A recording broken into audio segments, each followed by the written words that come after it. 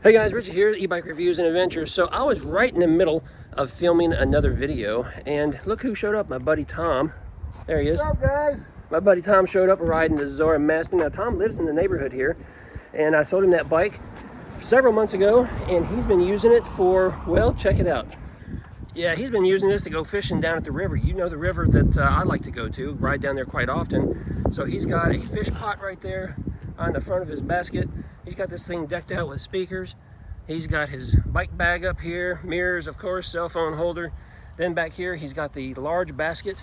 But what's most important is he's hooked up his all his fishing gear right here.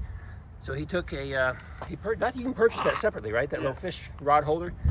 So he zip tied the fish rod holder onto the back of this thing. So now when he goes flying down the road, he's got all his fishing poles hooked up to this thing. And yeah, he's even got the bag right here, so probably got some gear in there as well. So yeah, this is the kind of things you can do with a cargo bike. And he puts this thing to good use because I see him on it all the time. Hey, if you enjoyed this video, it's a short one, go ahead and give me a thumbs up. And if you have any comments about the Zora bike, oh, newsflash, Zora bike is now owned by Yoda Bike. Yeah, that's right, Yoda Bike purchased Zora bike. So if you're looking for the Zora bike or the Zora Master, you have to go out there to the Yoda Bike website, and there you will find it. Hey, that's it for this video. I will see you in another video real soon.